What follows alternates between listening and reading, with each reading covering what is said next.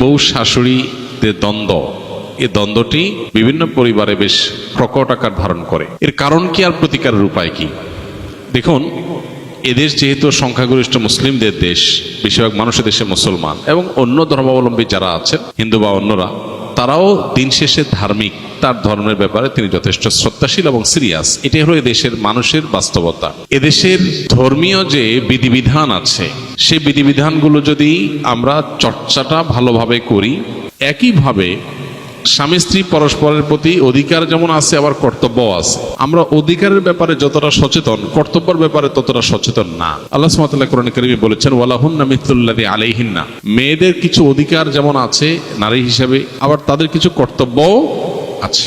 অতএব যেমন কর্তব্য আছে, অধিকারও তেমন আছে, দুইটাই আমাদেরকে খেয়াল রাখতে হবে। বেশিরভাগ মায়েরা মনে করেন সন্তান হিসাবে দুনিয়াতে এসেছে আমার ছেলে আমার মেয়ে, অতএব তারা মরণ পর্যন্ত আমি যা বলবো সেই কথা মোতাবেকই চলবে।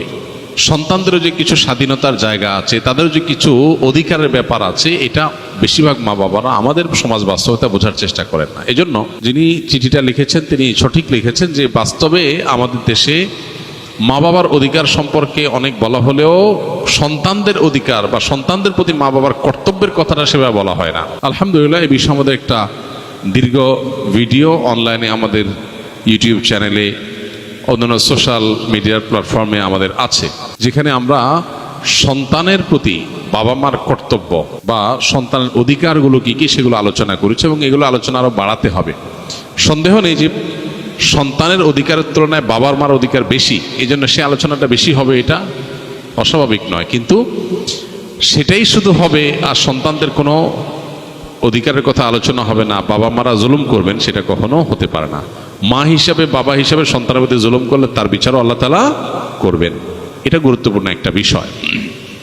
আর বউ শাশুড়ির দ্বন্দ্ব মূলত হয়ে থাকে এই জন্য যে পরস্পরের প্রতি আমাদের করণীয় বা কর্তব্য সম্পর্কে আমরা জানি না। একটা সন্তান যখন প্রাপ্তবয়স্ক হয়, সে যখন উপার্জন করে, তার সকল টাকা আর পয়সা এনে মায়ের কাছে দিতে হবে, বাবার কাছে দিতে হবে, তারা যা খুশি করবে না। শরীয়ত এটা বলে না। শরীয়ত বলে সম্পদ যে উপার্জন করেছে এর ব্যাপারে অধিকার একমাত্র তার। হ্যাঁ, উপার্জিত সম্পদ থেকে মার চলার জন্য, মার বেঁচে থাকার জন্য, সুস্থতার জন্য, চিকিৎসার জন্য যেটা প্রয়োজন, সন্তান হিসাবে সাধ্য অনুযায়ী মায়ের নিজের না থাকলে বা দেয়ার মতো ব্যবস্থা না থাকলে অবশ্যই সন্তানকে সেটা বহন করতে হবে। আর স্ত্রীর সর্বাবস্থায় স্বামী হিসাবে স্ত্রীর ভরণ পোষণ এটার ব্যবস্থা করতে হবে। এর বাইরে উদ্বৃত্ত টাকা, সেটা ছেলে কি মাকে উপহার হিসাবে অতিরিক্ত দিবে, না স্ত্রীকে দিবে, না কাকে কত দিবে, নাকি আদৌ কাউকে না দিয়ে নিজের অ্যাকাউন্টে রাখবে, এটা একান্ত তার ব্যাপার। এখানে শরীয়ত মা বাবাকে ইন্টারফেয়ার করার অধিকার দেয় নাই সেইভাবে যেভাবে আমাদের অনেক মা বাবা মনে করেন যে তাদের অধিকার আছে। ছেলে বিদেশ গেছে, উপার্জন করে টাকা পাঠাবে সব বাপের নামে মায়ের নামে, তারা যা খুশি করবে, তারা সেখান থেকে বৌমাকে যা দেওয়া দিবে আর যা দেওয়া না দিবে না। এভাবে আসলে ইসলাম মা বাবাকে এতটা অধিকার দেয় না যে সম্পদ সারা জীবন যা কামাই করবে সব বাপ মা যা ইচ্ছা তা করবে। জি না, এই সুযোগটা নেই।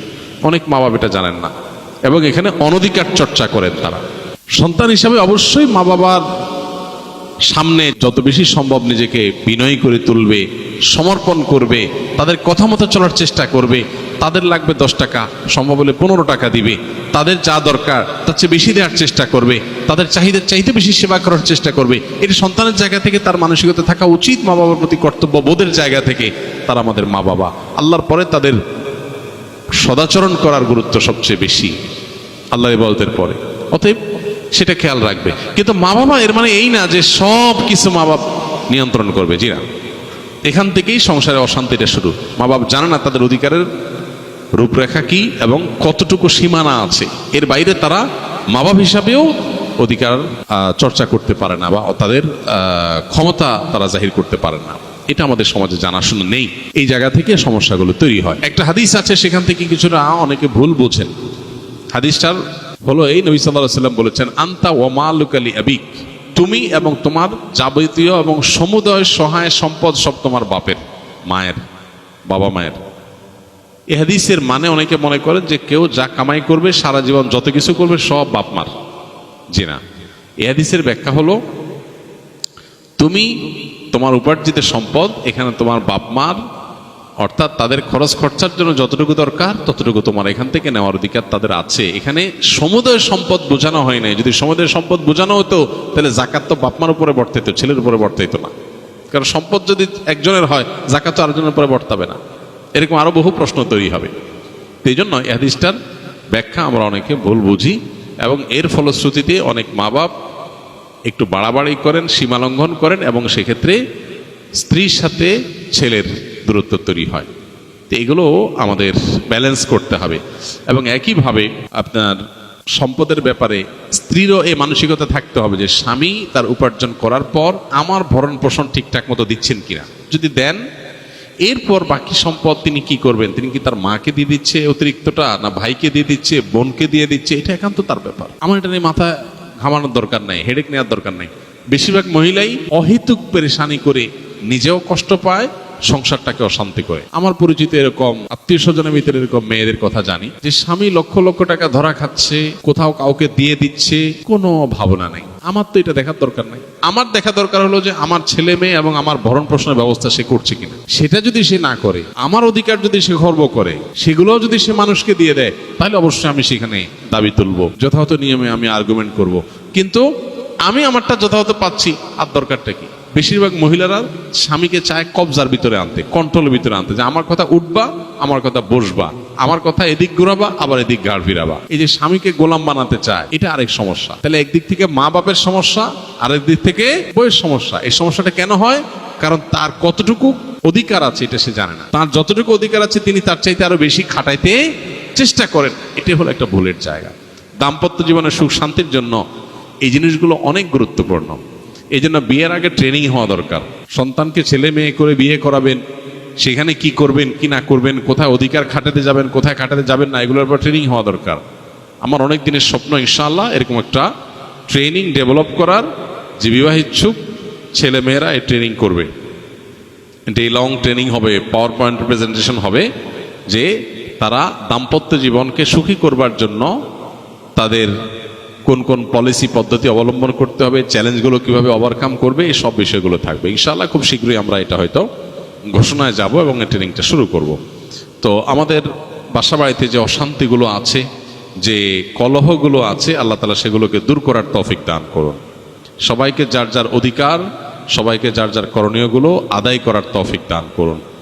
আমাদের বোনদের যারা স্ত্রী হয়ে কোথাও কারোর সংসারে আছেন, কারোর সাথে দিনাতিপাত করছেন, সেখানে নিজের অধিকারের চাইতে বেশি অধিকার খাটানোর চেষ্টা তার করা যেমন উচিত নয়, ঠিক একইভাবে মায়েদের বাবাদেরও উচিত নয় সন্তানের সম্পদ এবং উপার্জনের পরে অতিরিক্ত মাথা ঘামানো। কোনো ছেলে বউয়ের পিছনে টাকা একটু বেশি খরচ করে, একটু বউ পাগল বেশি হয়। মা বাপ হিসাবে তাদের দায়িত্ব হলো সন্তান সীমা ছাড়ায় গেলে তাকে সুন্দরভাবে বোঝানো যে বাবা ব্যালেন্স করো, পরিমিত হও, হিসাব নিকাশ করো, অতি পাগল হয়ে যেও না। এরপর যদি দেখা যায় যে না ছেলে ভুল বুঝে বা বৌমা ভুল বোঝে, তো বাপ মা হিসাবে তারা তাদেরটা পাচ্ছে কিনা তারা দেখবে, বাকিটা নিয়ে মাথা ব্যথা করবে না, বরং আল্লাহর পরে হাওয়ালা করে দিবে। কারণ বিয়ের পর বিশেষ করে কয়েক বছর পর্যন্ত, একটা নির্দিষ্ট সময় পর্যন্ত এই পাগলামিগুলো ছেলেরা করে। এরপরে আস্তে আস্তে হুঁশ দিশ ফিরে আসে, মাথায় ব্যালেন্স হয়, তখন সে আর আগের মতো পাগলামি করে না। তো এই টাইমটাতে মা বাবার সহযোগিতা করতে হয়, হেল্প করতে হয়। মা বাবা এখানে এসে জোর খাটাতে গিয়া অশান্তি সৃষ্টি করে দিলে এই যে পলাশ সাহার মতো ঘটনাগুলো ঘটে, তো এই ঘটনাগুলো যেন আমাদের পরিবারে না ঘটে, আল্লাহ আমাদের মা বাবাদেরকে এবং স্ত্রীদেরকে সবাইকে যার যার দায়িত্ব কর্তব্যের সীমা রেখাটা বোঝার তৌফিক দান করুন।